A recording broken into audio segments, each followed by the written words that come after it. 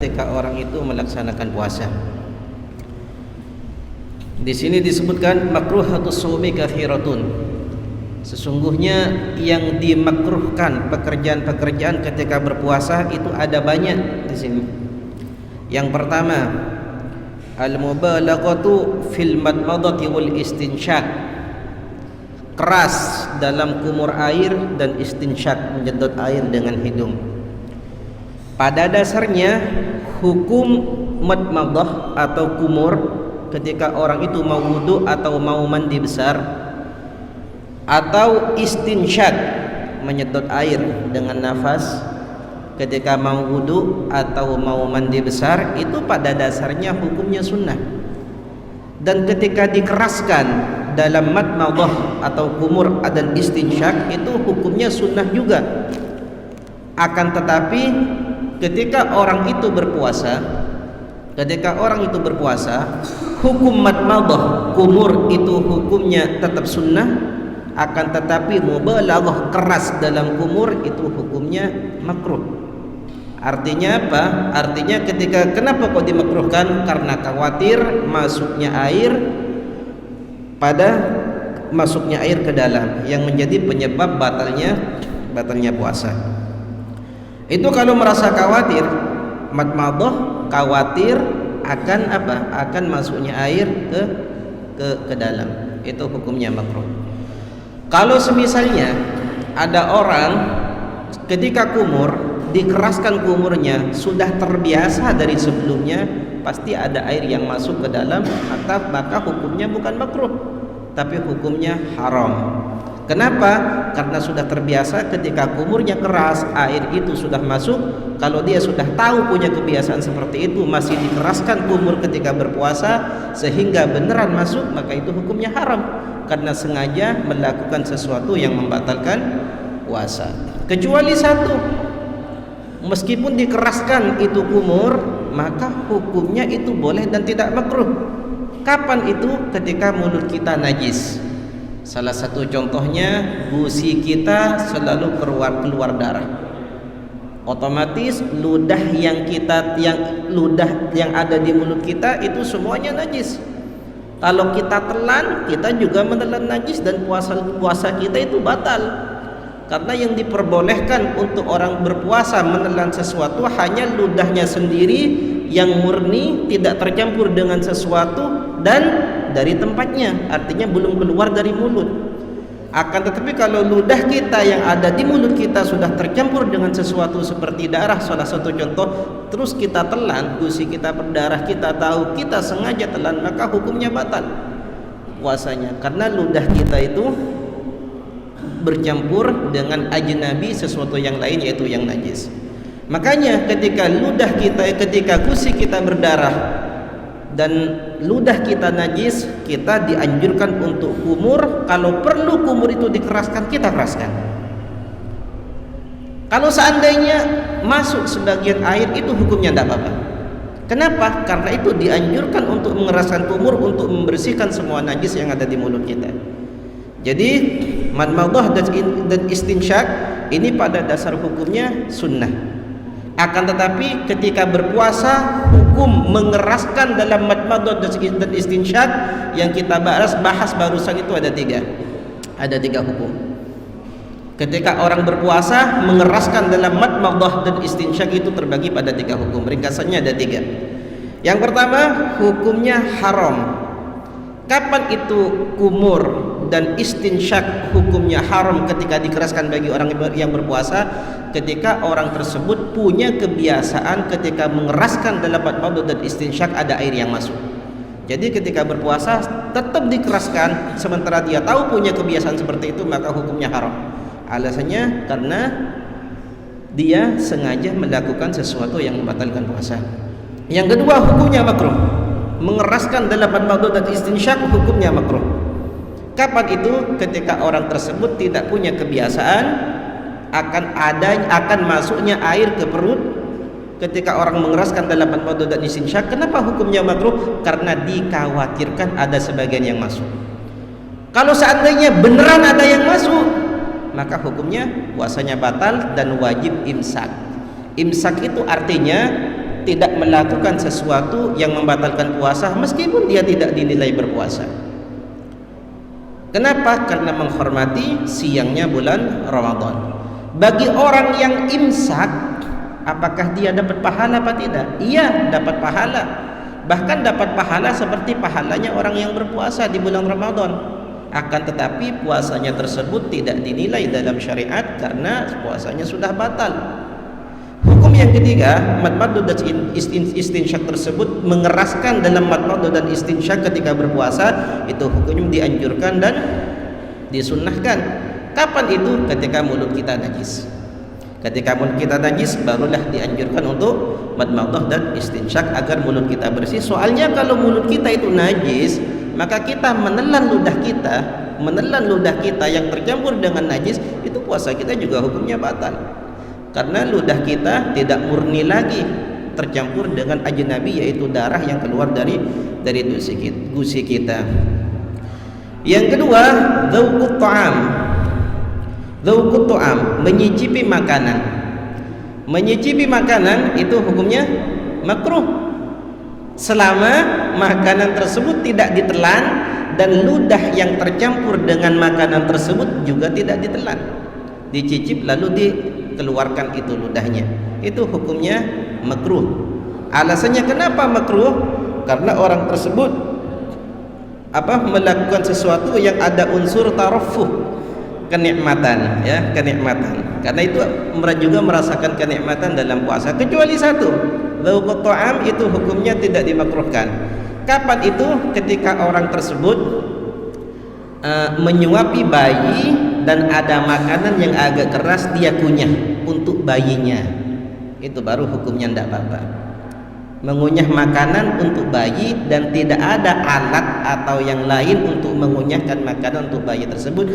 Perempuan menyuapi bayinya seperti roti atau apa atau yang lain, dia kunyah, dia haluskan, dia ambil ketika berpuasa, maka hukumnya bagi dia tidak makruh karena itu dibutuhkan.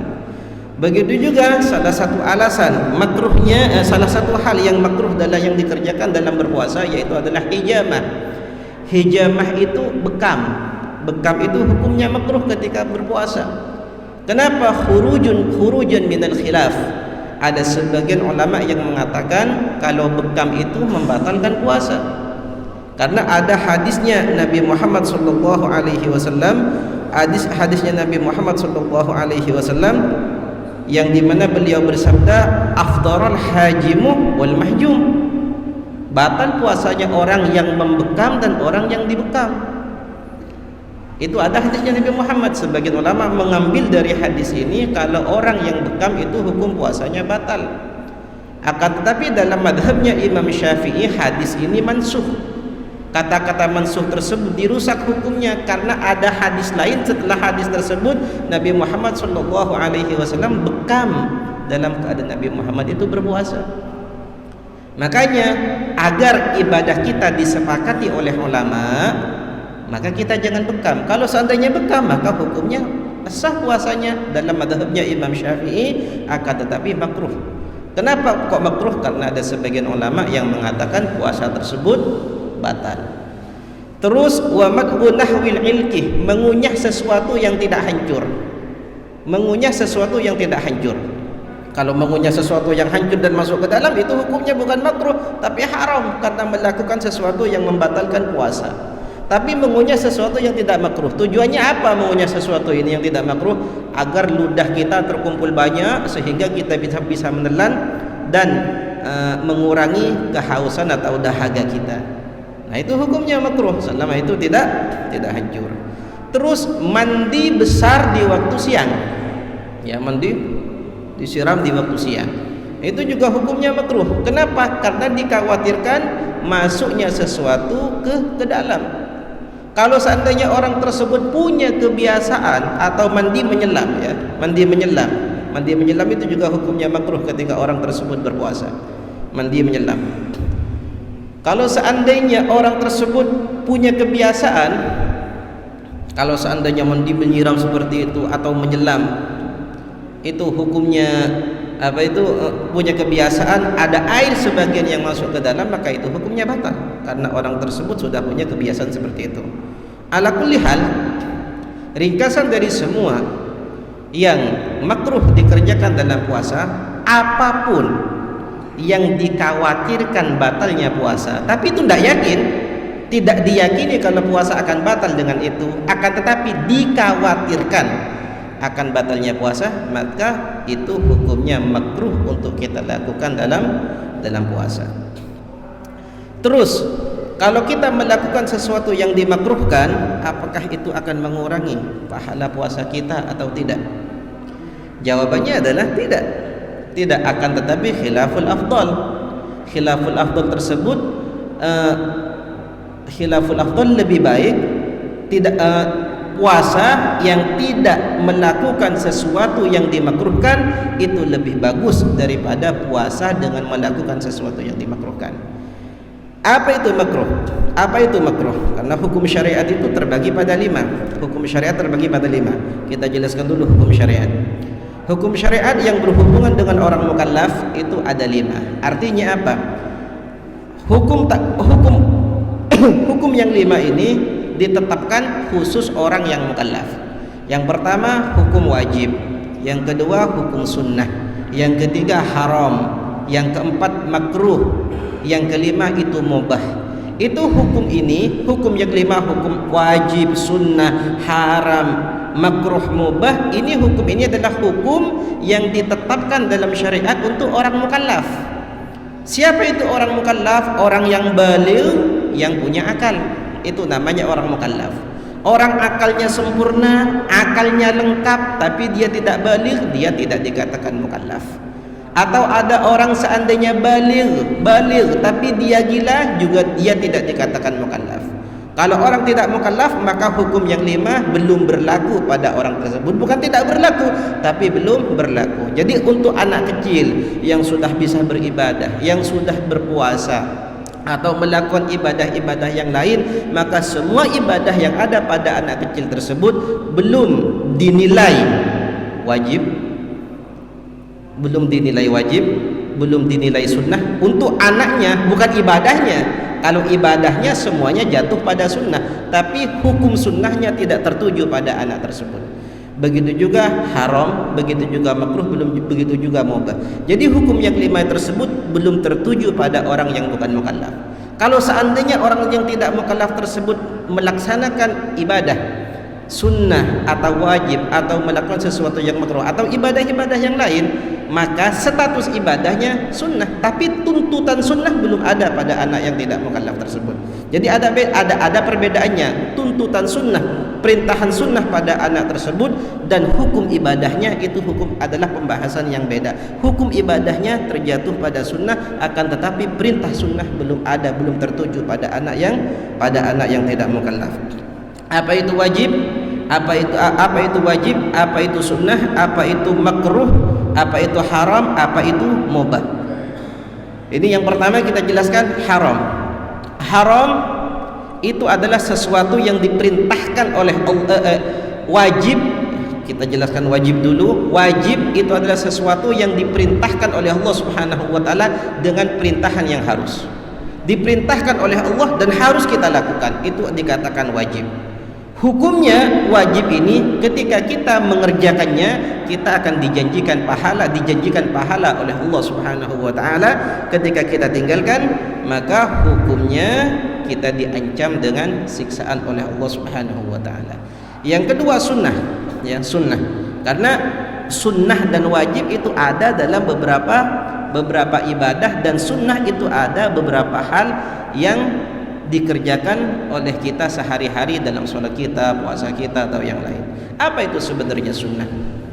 Sunnah itu adalah tuntutan atau perintah dari Allah Subhanahu wa taala yang ditunjukkan pada kita, akan tetapi perintah tersebut tidak harus untuk kita lakukan. Dan hukumnya sunnah kalau kita kerjakan, hukumnya sunnah kalau kita kerjakan dengan tujuan karena mengikuti perintah Allah, maka kita dapat pahala. Kalau tidak kita kerjakan sunnah tersebut, maka kita tidak mendapatkan dosa. Sunnah kita lakukan cuma dengan tujuan kita mengikuti perintah Allah, bukan hanya ikut-ikutan. Salah satu contohnya, Salah satu contohnya dalam puasa, ya. Salah satu contoh di sini, dalam puasa kita disunnahkan buru-buru dalam berbuka. Begitu juga dalam puasa kita disunnahkan untuk mengakhiri sahur ila ma qarabal fajr, hampir fajar, hampir imsak. Salah satu contohnya kita disunnahkan untuk mengakhiri sahur. Itu adalah sunnah. Nah, kalau kita mengakhiri sahur, kenapa kok kita mengakhiri sahur? Sahur hampir imsak. Karena ini perintah Nabi, karena ini sunnah. Nah, itu baru dapat pahala. Kalau cuma ketepatan saja, kenapa kamu nggak sahur akhir? Kenapa kamu nggak sahur sebelum imsak? Sudah malas saya. Berarti itu bukan karena mengikuti perintah, dan itu tidak dapat pahala. Jadi ada pekerjaan sunnah tersebut ketika kita lakukan, memang kita karena mengikuti perintah Allah dan Nabi Muhammad Sallallahu Alaihi Wasallam, maka itu kita dapat pahala. Tapi kalau kita malas atau cuma ketepatan saja bukan karena mengikuti perintah, maka itu hukumnya seperti hal yang mubah. Yang keempat adalah haram. Haram adalah sesuatu yang dilarang oleh Allah Subhanahu wa taala dengan larangan yang harus ditinggal. Hukumnya haram barang siapa yang meninggalkan sesuatu yang haram karena mengikuti perintah Allah, maka dia dapat pahala. Kalau orang tersebut melakukan sesuatu yang haram, maka itu akan diancam oleh Allah Subhanahu wa taala dengan siksaan. Nah, ini yang perlu kita jelaskan, imtisalan. Kita meninggalkan sesuatu yang haram, kita tinggalkan karena kita mengikuti perintah Allah, kita disuruh menjauhkan hal itu yang kita dapat pahala. Salah satu contohnya ada khamr, ada minuman keras, minuman yang memabukkan. Kita enggak minum itu. Kenapa? Karena Allah Ta'ala mengharamkan, itu dapat pahala.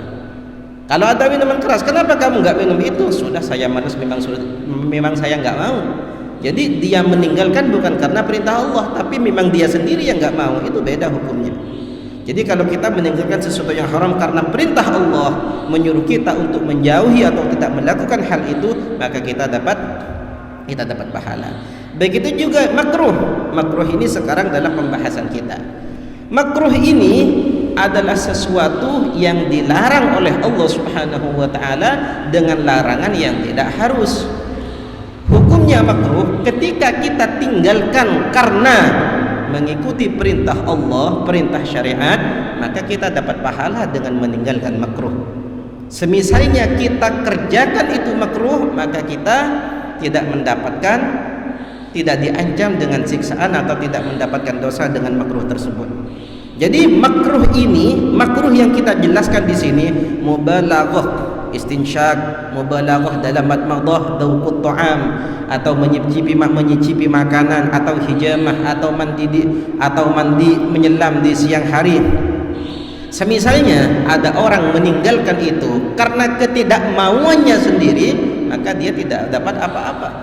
Tapi kalau orang meninggalkan hal ini, karena ini makruh dalam syariat, makanya saya tinggalkan. Saya pengen mengeraskan dalam kumur atau istinsyak, tapi tidak saya lakukan karena ini hukumnya makruh dalam syariat. Menyicipi makanan ketika masak takut rasanya kurang enak, tapi dia tinggalkan. Kenapa? Karena ini hukumnya makruh. Begitu juga hijamah, bekam. Orang tersebut ingin bekam di siang hari, akan tetapi ini hukumnya makruh karena khuruj minal hilaf, diundur sampai malam. Nah, meninggalkan sesuatu yang makruh karena mengikuti perintah Allah, itulah yang dapat pahala. Kalau seandainya karena keinginannya sendiri, bukan karena mengikuti perintah Allah dan syariat, maka itu tidak dapat apa-apa. Seperti itu. Karena mimbabit turuk, sesuatu hal ibadah yang berupa kita meninggalkan, mimbabit turuk, meninggalkan sesuatu tapi itu dinilai ibadah, itu ada dua. Kita meninggalkan sesuatu tapi itu dinilai ibadah. Kita meninggalkan karena itu perintah, itu dapat pahala. Kalau kita meninggalkan karena kitanya sendiri yang tidak mau, itu hukumnya tidak dapat apa-apa. Seperti itu. Itu ibadah yang ibadah tersebut berupa meninggalkan sesuatu. Yang terakhir itu adalah mubah. Mubah tersebut, mubah, sesuatu yang boleh dilakukan dan boleh untuk ditinggalkan. Hukumnya mubah, dikerjakan dan tidak dikerjakan itu hukumnya sama, kecuali kalau mubah tersebut bisa berubah hukumnya dengan niat masing-masing. Kalau mubah kita niatkan dengan niat yang baik, maka hukumnya jadi sunnah. Begitu juga kalau mubah kita niatkan dengan niat yang buruk, bisa-bisa itu hukumnya jadi haram. Salah satu contoh hukumnya makan itu mubah. Kalau kita niatkan dalam makan kita, sahur hukumnya sunnah, tapi sahur tidak harus makan. Sahur itu tidak harus makan. Satu air kita niat kita tujuan kita sahur dengan satu air itu dapat pahalanya sahur. Satu kurma itu cukup. Kalau seandainya orang itu sahur dengan cara makan nasi sepiring, kenapa kok makan nasi sepiring? Makan itu hukumnya mubah. Kalau diniatkan agar saya kuat nanti ketika berpuasa, kuat ngajinya, kuat sholatnya, atau kuat yang lain, maka itu dapat pahala yang lain. Sahurnya dapat pahala, makannya pun juga dapat pahala. Begitu juga disunnahkan ketika orang tersebut berpuasa jangan terlalu banyak tidur. Kenapa? Agar menikmati bagaimana laparnya berpuasa dan laparnya kita ketika beribadah mengabdi kepada Allah Subhanahu wa taala. Akan tetapi tidur itu hukumnya mubah, tapi disunnahkan jangan diperbanyak ketika berpuasa. Cuma kalau seandainya orang tersebut tidur ingin menghindarkan diri dari maksiat, kalau saya tidak tidur nanti saya ghibah, saya ngerumpi, saya bergosip. Misalnya kalau saya tidak tidur, kalau saya tidak tidur pengen keluar, sementara di luar misalnya banyak maksiat yang mungkin ada di sekeliling kita nggak terasa kalau itu maksiat. Menghindar diri dengan cara apa? Dengan cara tidur. Tujuannya tidur itu apa? Agar menghindari diri dari maksiat. Maka tidur itu jadi hukumnya sunnah.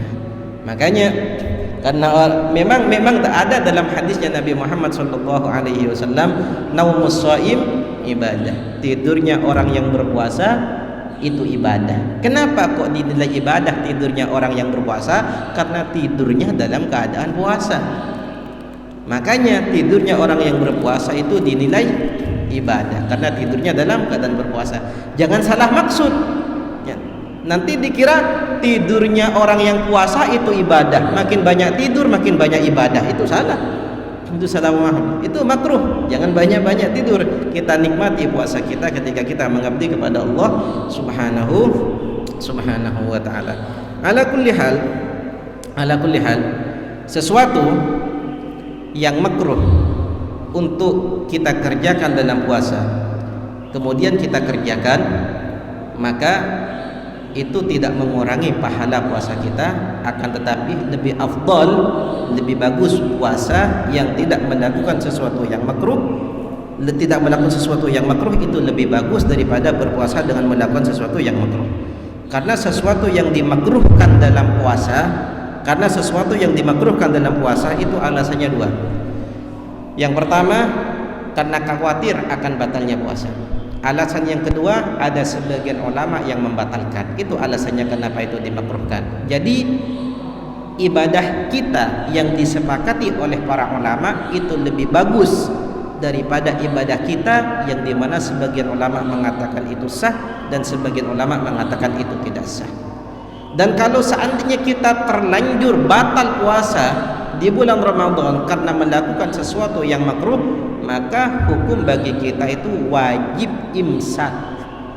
Apa itu imsak? Menahan diri seperti halnya orang yang berpuasa, dan itu dapat pahala dari Allah Subhanahu wa taala, tapi itu bukan pahalanya, tapi seperti pahalanya puasa, tapi bukan pahalanya puasa.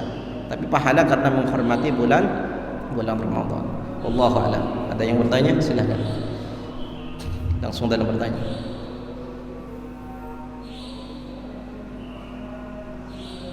Silakan.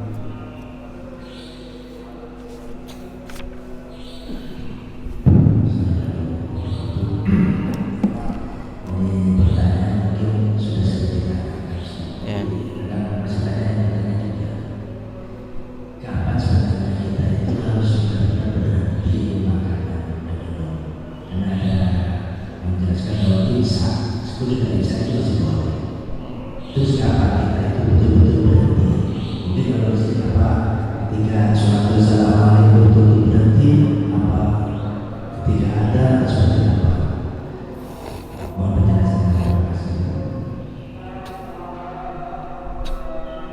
Sudah. Assalamualaikum warahmatullahi wabarakatuh. Kapan kita harus berhenti sahur? Apakah batasan sahur itu imsak atau tidak? Dalam hadisnya Nabi Muhammad SAW itu dijelaskan bahwasanya disunnahkan bagi kita untuk mengakhiri sahur. Sampai batasan mana mengakhiri sahur? Apa sampai batasan imsak? Kalau zaman dulu ini tidak ada imsak, ya kan? Tidak ada iklan, apa itu siaran atau pemberitahuan tentang imsak. Tapi kata Nabi Muhammad, sampai batas waktu yang dimana itu tidak diragukan terbitnya fajar. Dan itu setiap hari beda-beda. Setiap hari beda-beda. Setiap tempat waktu itu beda-beda. Jadi sampai jam berapa, sampai jam 4 berapa menit, itu tidak bisa kita ukur dengan itu. Akan tetapi sampai batas waktu yang dimana kita tidak meragukan terbitnya fajar. Sampai segitu. Makanya kalau di Indonesia atau bahkan di Hadramaut itu dibatasi imsak ini sekian. Kenapa? Karena kalau setelah ini makan nanti diragukan soalnya. Tidak mengatakan tidak boleh ya, mau imsak mau minum silakan. Tapi kalau sampai ada batasan dalam keraguan ya, sampai batas waktu itu bukan jadi sunnah tapi jadi makruh. Kenapa? Karena dikhawatirkan batalnya puasa atau sebagian makanan itu dikunyah atau ditelan waktu fajar. Seperti itu. Nah, kalau seandainya tahakkuk jelas memang sebagian makanan walaupun hanya satu nasi ditelan setelah fajar, maka puasanya jadi batal. Seperti itu. Makanya mengakhiri sahur itu disunnahkan sampai kapan? Sampai batas waktu sekiranya tidak diragukan terbitnya fajar. Seperti itu. Oh kok imsak? Oh sekarang imsak mau minum silakan. Sekiranya sampean tidak ragu akan terbitnya fajar. Cuma imsak itu adalah kehati-hatian. Kenapa? Karena setelah imsak itu memang sudah diragukan. Mungkin ada berapa menit dari imsak dan fajar, imsak dan subuh, ya. Bukan imsak dan fajar, tapi imsak dan subuh. Kalau fajar ini tidak ada, jarang orang yang mengetahui keluarnya fajar persis dengan menit, itu jarang. Cuma rata-rata menit yang ada atau fajar yang ada itu fajarnya sudah keluar dulu walaupun beda setengah menit. Seperti itu. Kalau seandainya tidak ada iklan, tidak ada pemberitahuan tentang imsak, bahkan fajar kurang 3 menit masih ambil nasi. Seperti itu. Kapan makannya? Terkadang masih bikin kopi, masih bikin yang lain. Itu kapan makannya nanti? Maka itu akan terjatuh pada sesuatu yang diragukan akan terbitnya fajar. Oh, orang itu makan, sudah makan, belum minum, sudah imsak, silakan teruskan minumnya. Tapi kalau sekiranya sampean tidak ragu, imsak itu pemberitahuan, sekarang berhenti. Jadi bukan kalau imsak kita tidak minum, tidak apa-apa. Seperti itu. Paham ya? Kalau kita ukur dengan waktu, itu tidak tahu. Kita tidak bisa. Ini saya lihat di digital. 2 hari kemarin, imsak ini kalau di HP saya ya, imsak itu jam 4:07 menit. Jam 4:08 menit. Tadi pagi saya lihat imsak itu jam 4:07 menit. Nah, ini berubah sudah. Jadi kalau kita ukur dengan menit, kita nggak tahu. Seperti itu. Akan tapi kita harus karena kehati-hatian. Karena ibadah ini perlu kita untuk hati-hati. Jadi sekiranya kita tidak jatuh dalam keraguan di mana sebagian makanan yang kita makan ketika sahur kita telan bersamaan dengan terbitnya fajar. Wallahu a'lam. Ada yang lain? Siwak. Nah, siwak. Hukumnya siwak ini sudah ada beberapa yang tanya dari awal Ramadan. Siwak itu dasar hukumnya adalah sunnah, ya. Siwak dasar hukumnya adalah sunnah. 4 madhab itu sepakat kalau siwak dasar hukumnya adalah sunnah. Kecuali dalam mu'tamad, pendapat yang kuat dalam madhabnya Imam Syafi'i, siwak tersebut dimakruhkan setelah tergesernya matahari. Anggap ketika sudah zuhur, maka siwak itu sudah tidak disunnahkan lagi dalam pendapat yang mu'tamad, pendapat yang kuat di madhabnya Imam Syafi'i, melainkan itu hukumnya makruh. Cuma ada pendapat yang kuat juga dalam madhabnya Imam Syafi'i dan imam yang 3, Hanafi, Hambali, Maliki itu tetap mengatakan siwak itu hukumnya tetap sunnah. Karena hadisnya umum, dasar hukumnya juga kuat hadis-hadis tentang sunnahnya siwak. Loh, Imam Syafi'i ini kenapa kok madhab Syafi'i yang mutamat, kenapa kok memakruhkan siwak ketika setelah duhur tergesernya matahari? Kok ini beda sendiri? Apa? Mengambil dari mana ini Imam Syafi'i? Mengambil dari hadisnya Nabi Muhammad sallallahu alaihi wasallam, "Utiyat ummati fi Ramadan khamsan lam yu'tahunna ahadun minal anbiya'i qabli." Kata Nabi Muhammad, umatku ini Allah Ta'ala beri 5 keistimewaan yang dimana tidak ada yang 5 ini dihadiahkan pada orang-orang sebelum saya dari para nabi, tapi dihadiahkan untuk umatku, kata Nabi Muhammad. Salah satunya apa keistimewaannya? Fa innahum yumsun wa khulufu afwahihim atyabu indallahi min rihil misk. Sesungguhnya umatku ini ketika yumsun masuk dalam sore, yumsun dalam istilah Arab itu dikatakan al-masa, masaan, yumsun masaan. Masaan itu artinya waktu dari duhur sampai maghrib. Itu masaan. Duhur sampai tengah malam. Masaan itu namanya. Fa innahum duhur sampai maghrib ya. Duhur sampai maghrib itu masaan. Jadi fa innahum yumsun, umatku ini ketika masuk sore, masuk duhur sampai malam, wa khulufu afwahihim, bau mulut umatku ini atyabu indallahi min rihil misk, lebih wangi bagi Allah, menurut Allah daripada bau misik. Mengambil dari ini Imam Syafi'i, bau mulut ini adalah bekas daripada ibadah puasa. Kalau kita siwak itu kan berarti kita menghilangkan bekas daripada ibadah puasa kita. Itu kata Imam Syafi'i. Sementara menghilangkan bekas ibadah itu hukumnya makruh. Itu madhabnya Imam Syafi'i. Duh, kalau gitu kita bertentangan. Bertentangan apa? Siwak hukumnya sunnah, menghilangkan bekas puasa itu hukumnya makruh. Kenapa kok sisi makruh yang dikuatkan? Padahal siwaknya sunnah, menghilangkan bekas puasa itu hukumnya makruh. Sunnah ditambah makruh, tapi makruh yang dimenangkan. Kenapa bukan sunnahnya yang dimenangkan? Paham ya? Kenapa kok sisi makruhnya yang diunggulkan, bukan sisi sunnahnya? Karena dalam kaidah fiqhiyah, darul mafasid muqaddamun ala jalbil masalih. Meninggalkan sesuatu yang merusak itu lebih bagus daripada menarik yang baik. Makruh itu menghilangkan dampak ibadah, itu adalah perusak daripada bekas ibadah. Itu lebih didahulukan menjaga bekas ibadah daripada menarik kebaikan yang harus mengeluarkan atau menghilangkan bekas ibadah. Dari itulah Imam Syafi'i mengatakan kalau setelah duhur itu makruh melaksanakan siwak. Oh, kita pengen siwak, tidak apa-apa, silahkan.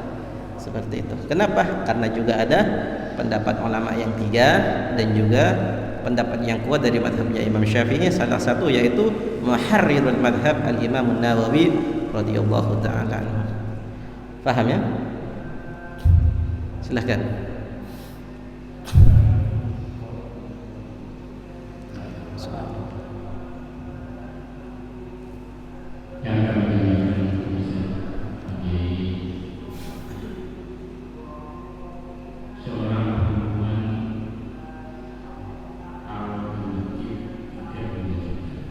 Tidak diwajibkan.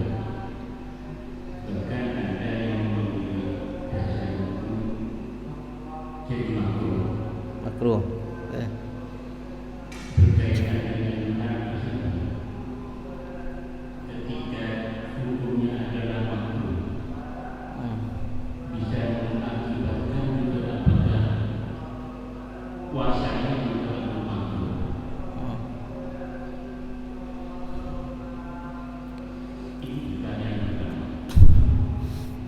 Pilihan mana yang harus kita ketika seorang perempuan hanya sendirian,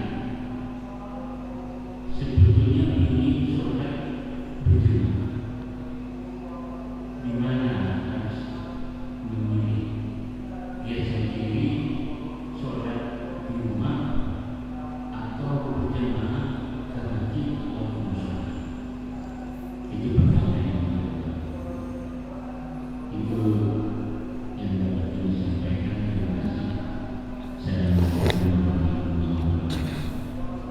Assalamualaikum warahmatullahi wabarakatuh. Pertanyaan yang pertama itu menyimpan dua pertanyaan. Ya, pertanyaan yang pertama itu menyimpan dua pertanyaan. Pertanyaan yang pertama tentang perempuan yang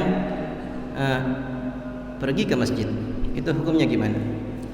Jawabannya itu hukumnya makruh bagi perempuan yang muda dan yang dikhawatirkan akan timbulnya fitnah. Kalau bagi ajus atau anak-anak kecil semisalnya sudah orang tua, maka itu hukumnya dianjurkan bagi mereka. Itu yang pertama. Cuma ada beberapa hal yang memang mendorong kita untuk tidak melarang. Makruh cuma jangan melarang, karena itu ibadah. Dalam hadisnya Nabi Muhammad SAW, la tamna'u ima Allah masajidallah, kata Nabi Muhammad. Jangan kalian larang hamba-hambanya Allah yang perempuan untuk pergi ke masjid-masjidnya Allah. Itu dalam hadisnya Nabi SAW. Cuma ada beberapa hal yang dimana itu mendorong perempuan ini untuk hadir ke masjid. Yang pertama, ketika dia ibadah sendiri di rumah, dia malas, tidak sekhusyuk ketika dia jemaah, ketika dia di masjid. Dan ada di rumah dia sendiri, sementara ada di masjid dia sholat jamaah, apalagi keadaannya tidak menimbulkan fitnah, maka dia dianjurkan untuk pergi ke masjid. Kalau seandainya di rumah sudah ada jamaah dan di masjid juga ada jamaah, di rumah itu ada mendirikan jamaah sama-sama perempuan, maka di rumah itu lebih afdal karena menutup seperti itu. Nah, masalah seandainya kita kembali pada makruh, salah satu contohnya makruh. Tapi kalau bukan yang muda-muda ya, tapi kalau perempuan yang muda yang pakai parfum atau akan menimbulkan fitnah pada jemaah yang laki-laki, maka itu hukumnya bukan makruh lagi tapi haram. Itu seperti itu. Dan apakah seandainya ini hukumnya benar-benar makruh, apakah itu juga dimakruhkan ketika kita berpuasa? Jawabannya, makruh itu ada yang memang dasar hukumnya makruh, ada yang dasar hukumnya tidak makruh, tapi karena puasa bisa jadi makruh. Paham? Ya. Kalau dasar hukumnya sudah makruh, maka itu tidak ada kaitannya dengan puasa, karena sudah dasar hukumnya seperti itu. Ada sesuatu dasar hukumnya tidak makruh, tapi karena berpuasa jadi makruh, seperti keras dalam madmadah, kumur dan istinsyak. Begitu juga hijamah, bekam, itu dasar hukumnya tidak makruh, bahkan sunnah. Cuma karena berpuasa maka itu hukumnya jadi makruh. Jadi itu adalah hal yang beda. Itu bukan sesuatu yang makruh dalam puasa, tapi sesuatu yang makruh dalam dasar hukumnya. Kalau seandainya itu hukumnya kita jatuhkan adalah makruh dengan beberapa jenis dan perinciannya.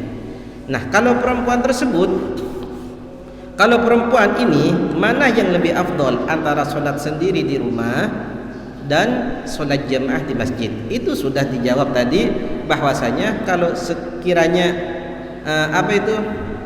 di masjid atau di musholah itu ada jamaah dan di rumah dia sendiri, maka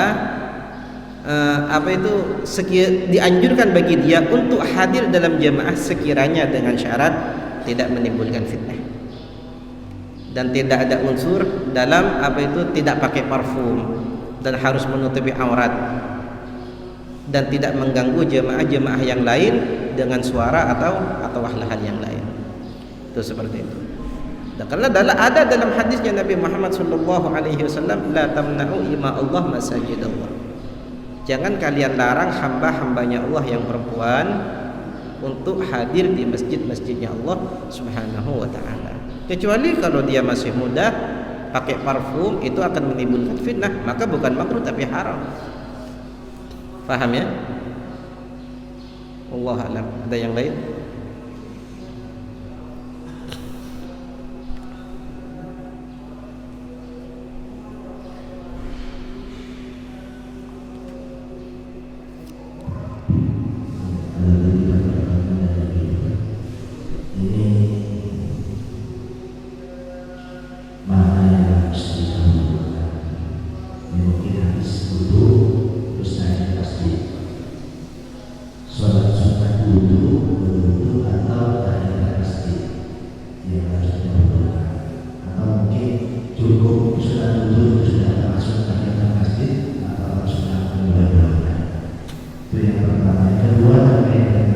kewajiban atau rukunnya syarat puasa atau akan sehat.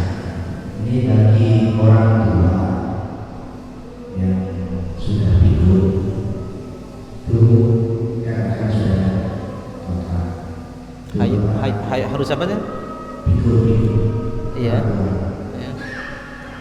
Itu kan tidak termasuk yang diwajibkan. Tapi apa harus ada video yang orang tua pikun itu? Jelas. Suaranya. Iya. Jadi yang pertama tadi sudah. Iya, yang pertama Pak. Orang tua pikun dengan puasa. Orang tua pikun. Iya. Itu tidak diwajibkan. Tapi apa harus ada video? Ayrul Baifidiyah. Ya. Terima kasih. Iya. Bismillah. Yang pertama, sholat sunnah ya. Sholat sunnah itu terbagi dua. Ya, ini memang harus banyak pertanyaan dan ini sangat penting. Sholat sunnah itu terbagi dua. Ada sholat sunnah yang memang harus dikerjakan sendiri-sendiri dan tidak bisa digabungkan. Ada sebagian sholat sunnah itu bisa digabungkan dan bisa disandarkan pada sholat lain. Artinya apa? Satu kali sholat double bisa. Satu kali sholat dapat dua. Itu ada sebagian sholat sunnah yang seperti itu. Sholat sunnah apa saja itu? Salah satunya tahiyatul masjid, sholat sunnatul wudu, sholat istikharah. Begitu juga sholat awwabin yang dianjurkan menurut Imam Romli, yang dianjurkan bainal maghrib wal isya. Sholat awwabin, sholatnya orang yang kembali kepada Allah Subhanahu wa ta'ala. Barusan yang ditanyakan adalah sunnatul wudu dan sholat tahiyatul masjid. Kedua-duanya ini masuk dalam sholat sunnah yang bisa digabung dengan sholat yang lain. Artinya, seandainya ada orang misalnya masuk ke masjid sudah adzan duhur atau maghrib atau yang lain, dia masuk usolli sunnatan qabliyatad duhri gabung dengan tahiyatul masjid. Usolli sunnatan qabliyatad duhri wa sunnatan tahiyatul masjid rakaataini lillahi ta'ala. Dapat dua. Dapat sunnah qabliyatad duhri, dapat sunnah tahiyatul masjid. Kenapa? Karena itu adalah salah satu sholat yang bisa digabung dengan sholat lain. Begitu juga sholat sunnah wudu itu dapat kalau kita niatkan usolli sunnatan tahiyatul masjid wa sunnatul wudu. Jadi sudah satu kali sholat sudah dapat dua, yang penting niatnya double. Atau bahkan seandainya digabung usolli sunnatan qabliyatul maghrib wa sunnatan tahiyatul masjid wa sunnatul wudu. Digabung itu kenapa? Karena itu adalah sholat sunnah yang bisa digabung dengan sholat lain. Sementara sholat sunat rawatib, qabliyah, ba'diyah, sholat duha, sholat raweh, sholat witir, itu adalah sholat sunnah yang tidak bisa digabung dengan sholat yang lain, harus dikerjakan sendiri-sendiri. Yang ditanyakan barusan adalah sunnatul wudu dan tahiyatul masjid. Seandainya kita sholat digabung, niatnya double, sholatnya satu, itu sudah dapat dua. Dan yang kedua, hukum orang tua. Hukum orang tua. Kalau orang tua itu pikun, ya, orang tua itu pikun, artinya orang pikun ini sudah tidak mukallaf, ya, sudah tidak mukallaf. Kalau orang pikun tidak mukallaf, ya kita tidak mengatakan itu seperti orang gila, ya, tidak. Cuma akalnya memang seperti anak-anak. Jadi seperti nyambung dan tidak nyambung seperti itu. Kalau dia itu tidak mukallaf, maka dia sudah tidak wajib apa-apa karena tidak mukallaf. Puasa itu kan wajib bagi orang yang sudah mukallaf, baligh, dia punya akal. Seperti itu. Terus ada penjelasan ketika orang tua tidak berpuasa itu ada penjelasan fidyah. Oh iya ada. Bagi siapa itu? Bagi orang tua yang sudah tidak mampu berpuasa, tapi dia akalnya lengkap. Saking tuanya dia tidak mampu berpuasa. Maka ketika masuk bulan Ramadan tidak wajib bagi orang tua tersebut untuk berpuasa. Akan tetapi kewajibannya itu adalah langsung bayar fidyah. Disamakan dengan orang tua adalah orang yang sakit parah yang tidak ada harapan untuk sembuh. Dia masih punya akal, tapi dia punya penyakit yang dimana dia itu tidak bisa berpuasa sama sekali, tapi harapan untuk sembuh itu tipis, tidak ada harap, hampir tidak ada harapan untuk sembuh. Maka ketika masuk bulan Ramadan, kewajiban yang pertama yang tertuju pada orang ini adalah fidyah, bukan puasa. Seperti itu. Kalau seandainya orang itu bisa diharap untuk sembuh sakit, tidak bisa puasa, tapi harapan untuk sembuh itu masih ada, maka dia itu kewajibannya bukan fidyah, tapi qadha nanti kalau sudah sembuh. Seperti itu. Kalau tidak sembuh sampai meninggal, maka tidak wajib apa-apa, tidak wajib qadha, juga tidak wajib bayar fidyah. Paham ya? Allah a'lam. Ada yang lain? Silakan.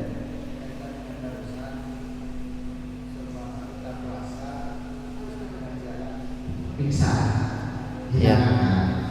Nah, setelah itu sadar apakah puasanya dilanjutkan, itu sama tidak. Itu yang pertama. Yang kedua, lain dari dalam sholat ini ada sujud, itu ada beberapa hukum yang harus diikut boleh. Salah satunya kepala. Nah, di sini saya sering melihat para jemaah biasanya contohnya seperti ini. Ya. Dalam sujud berarti yang nyentuh ke lantai atau bumi adalah contoh yang keadaan saat tidak. Terima kasih. Yang pertama, pingsan ketika berpuasa. Apa itu membatalkan puasa apa tidak? Di sini dijelaskan dalam bab-bab yang membatalkan puasa, itu belum dibahas ya. Insyaallah besok akan dibahas ini. Yang membatalkan puasa itu adalah salah satunya as-sukruh, mabuk, awil ilma, adalah ayan. Ayan itu seperti pingsan, seperti sakit terus sampai pingsan.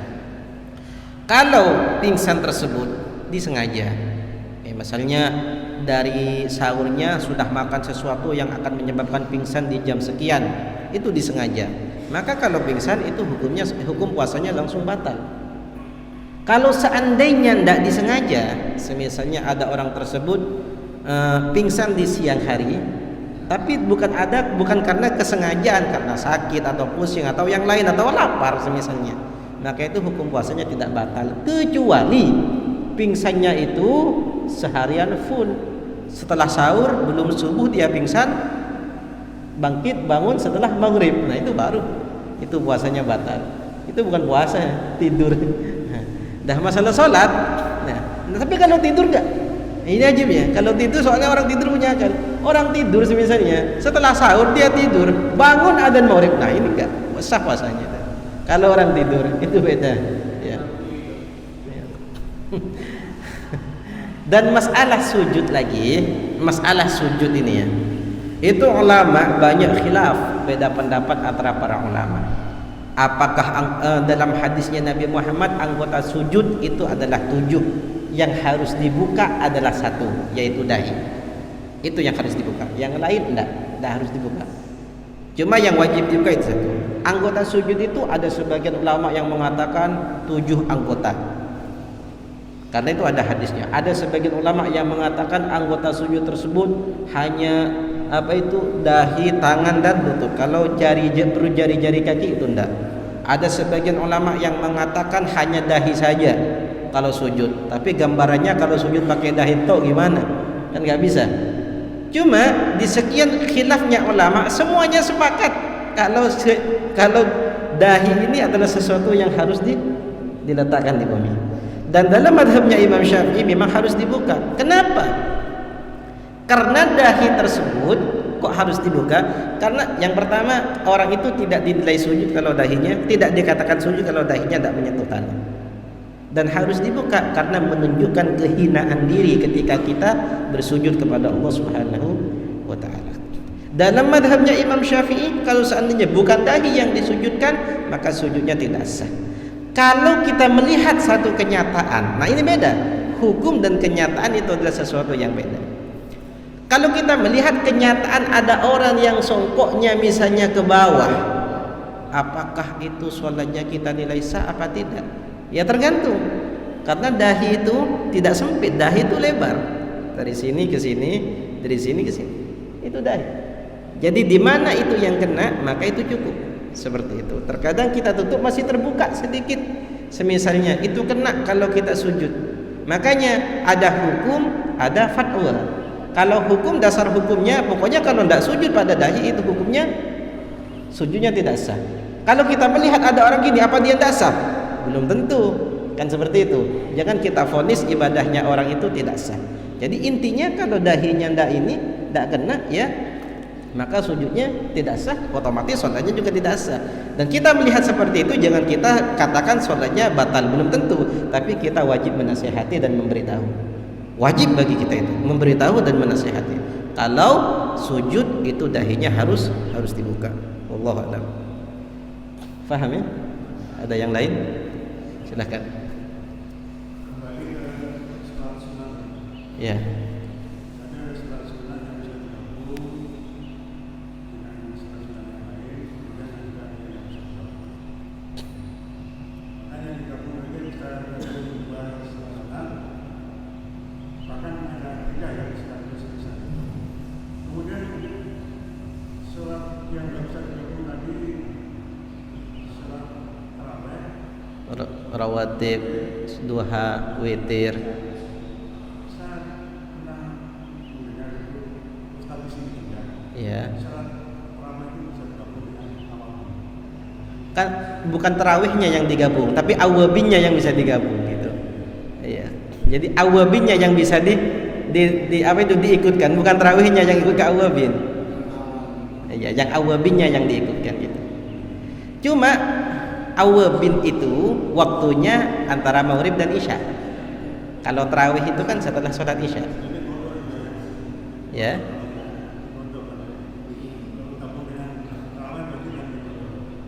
Kalau awabin itu sholat yang punya waktu. Intinya sholat dalam kaidah fikihiyah dalam mazhabnya Imam Syafi'i, semua sholat sunnah yang waktunya dibatasi itu bisa diqadha.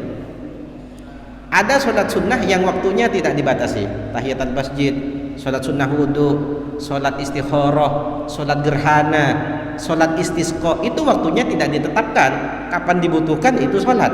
Nah itu tidak bisa qadha. Sholat sunnah yang waktunya sudah ditetapkan seperti sholat rawatib, sholat duha, sholat witir, sholat tarawih, itu bisa diqadha. Intinya semua sholat sunnah yang waktunya dibatasi itu bisa dijadikan qadha, tapi jangan dijadikan kebiasaan. Seperti itu. Paham ya? Kalau sholat sunat wudu itu sehari berapa kali? Kenapa? Sholat sunat wudu. Iya. Dalam sehari itu berapa kali? Paling banyak atau paling banyak berapa kali? Sholat sunnah wudu itu sama seperti tahiyatul masjid. Persis. Kapan dia masuk ke masjid, disunnahkan bagi dia tahiyatul masjid. Sunnah wudu juga sama. Kapan dia wudu, maka setelahnya disunnahkan bagi dia untuk sholat. Wudunya 10 kali, ya 10 kali. Kalau rakaatnya cuma 2, paling sedikit. Seperti itu. Oh kalau misalnya mau sholat sunnah wudu 4 rakaat, ya silahkan, tidak apa-apa. Oh mau 8 rakaat tidak apa-apa. Itu kalau rakaatnya. Tapi kalau berulang-ulangnya, yaitu berulang-ulang dengan berulang-ulangnya wudu. Seperti itu. Jadi kalau setiap sholat waktu itu ada 5 kali. Setiap sholat waktu itu berarti 5 kali sholat. Disunnahkan, iya seperti itu. Cuma kan bisa digabung. Salat sunnah wudu bisa digabung dengan qabliyahnya, bisa digabung. Cuma itu ulama beda pendapat dalam sunnahnya wudu. Kalau sunnah tahiyatul masjid itu disunnahkan sebelum duduk. Kalau sudah duduk maka sudah tidak disunnahkan dia untuk tahiyatul masjid. Nah kalau sunnah wudu ini sampai kapan? Kalau sunnah wudu itu ulama beda pendapat, khilaf. Ada sebagian ulama yang mengatakan kalau sekiranya jarak antara wudu dan waktu sholatnya cuma jarak waktu 2 rakaat. Kalau sekiranya waktunya itu lebih daripada 2 rakaat itu sudah habis waktunya sunnatul wudu. Ada sebagian ulama yang mengatakan tergantung dari sholat farduhnya. Kalau misalnya kita mau wudu untuk sholat duhur, ya maka jaraknya seperti sholat duhur berapa menit? Di situ. Ada sebagian ulama yang mengatakan sampai batal. Selama dia belum batal, maka sholat sunnah wudu masih berlaku untuk dia. Ada sebagian ulama sampai tidak mau. Artinya belum batal tapi sudah tidak mau sholat, memang itu sudah habis, sudah waktunya. Itu ada sebagian ulama yang mengatakan seperti itu. Khilaf disebut dalam kitab Fathul Mu'in. Kalau umpama tidak digabung antara wudu dan tahiyat masjid, Bisa. itu dulu mana? Apanya? Tahiyat masjid sama wudu. Artinya niatnya. Kalau tidak digabung, Kalau gini Pak ya. Nih, ada ini juga. Ini enggak digabung. Tahiyatul masjid itu artinya menghormati masjid.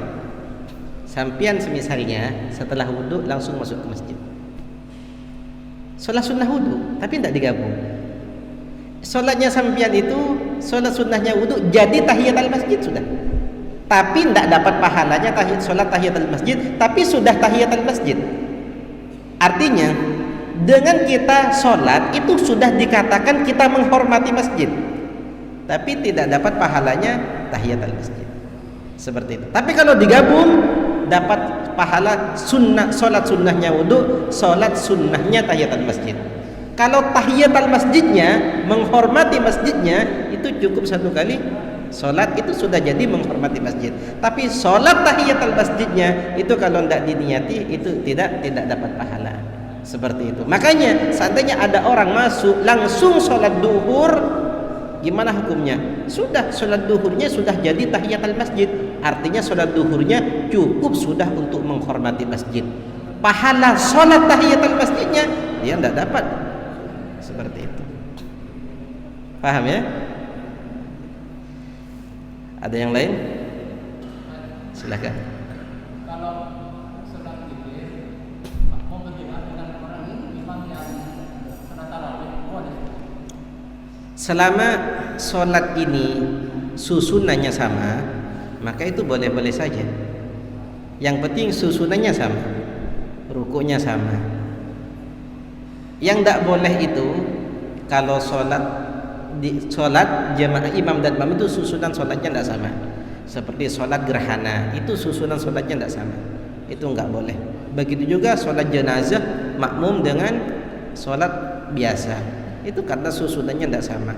Selama susunannya itu sama, kalau kita mengatakan boleh tetap boleh. Tapi bolehnya itu antara fardu kifayah seperti sholat seperti sholat 5 waktu, juga ada yang sunnah seperti sholat tarawih dan sholat witir dengan satu jenis, juga ada yang mubah seperti sholat yang beda, seperti sholat beda jenis juga mubah. Ada yang makruh seperti al-qadha khalfal ada khalfal qadha, adaan bermakmum sama qadaan bermakmum sama adaan, itu hukumnya makruh. Cuma kalau kita katakan boleh, ya boleh, sah seperti itu.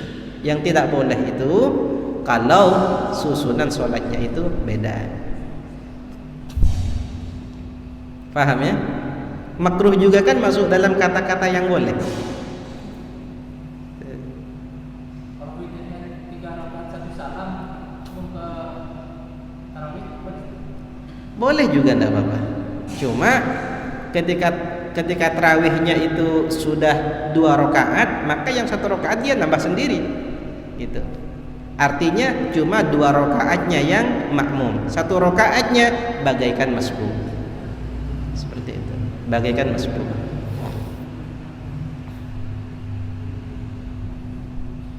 Paham ya? Ada yang lain? Terima kasih yang saya tanyakan Ustaz.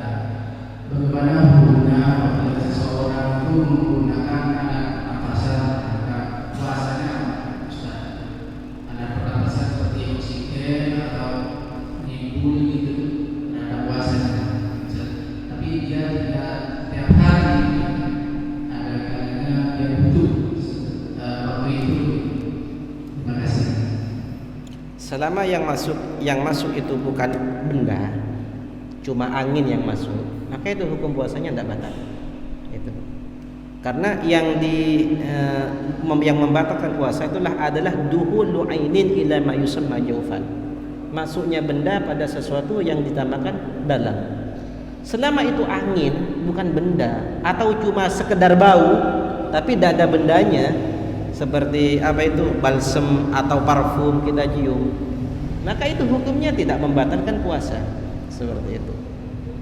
Intinya bukan benda, tapi kalau seandainya di oksigen itu ada sesuatu yang kecil seperti benda, obat atau apa yang masuk, itu pembahasan yang lain lagi, beda lagi. Tapi selama itu angin, maka itu tidak membatalkan puasa.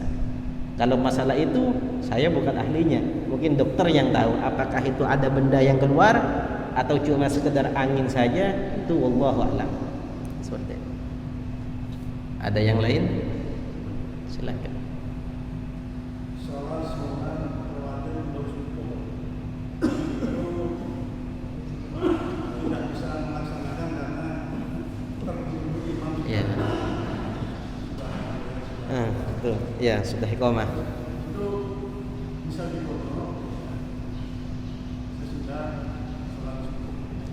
Nah, Ya. Sudah.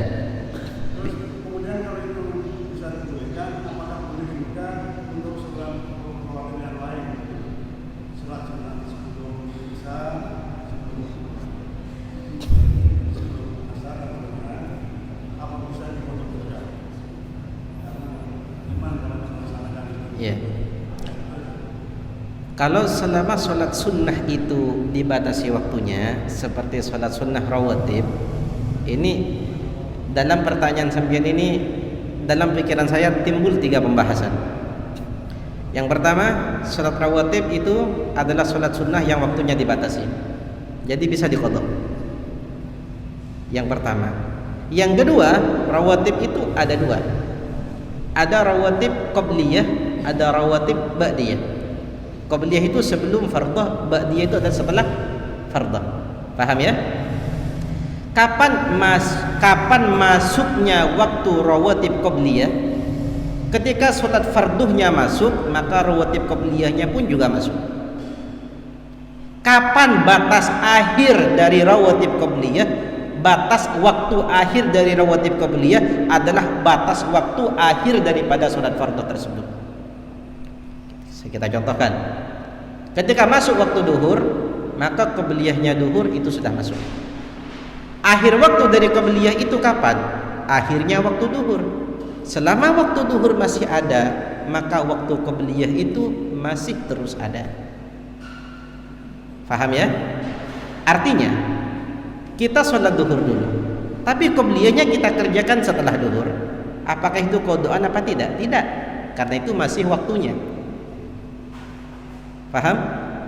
Baru kalau qabliyat duhri kita kerjakan setelah asar, itu baru namanya qadhaan. Dan itu pernah dikerjakan oleh Nabi Muhammad SAW ketika ditanya, ya Rasulullah, katanya sholat setelah asar itu tidak diperbolehkan. Oh, ini adalah sholat duhur yang tadi, qabliyat duhur yang tadi saya tidak melakukannya. Itu kata Nabi Muhammad SAW. Kalau ba'diyah itu masuk waktunya, awal waktunya setelah farduhnya dikerjakan. Duhurnya dikerjakan, baru masuk waktu ba'diyah. Keluarnya waktu ba'diyah, batas akhir itu adalah keluarnya waktu, sama seperti qabliyahnya. Jadi masuk waktunya qabliyah dan ba'diyah itu tidak sama, cuma batas akhir waktunya itu sama antara qabliyah dan ba'diyah. Itu pembahasan yang kedua. Pembahasan yang ketiga, kalau qabliyah atau kita mengqadha sholat sunnah di waktu yang 5 yang diharamkan, itu boleh apa tidak? Jawabannya boleh, selama kita tidak disengajakan atau kita tidak memang dari awal saya tidak mau sholat ba'diyah duhri. Kenapa? Saya kerjakan nanti setelah asar saja. Itu kan waktu yang diharamkan, saya kerjakan di situ aja. Itu baru tidak boleh, karena itu disengaja. Paham ya? Tapi kalau ketepatan saja, nggak sempatnya setelah asar, atau atau sholat yang lain sempatnya setelah subuh, maka itu hukumnya boleh-boleh saja. Tapi kalau qabliyat subhi dikerjakan setelah sholat subuhnya, tapi waktu subuhnya masih ada, maka qabliyahnya pun juga waktunya masih ada. Seperti itu. Paham ya? Allah a'lam. Ada yang lain? Cukup?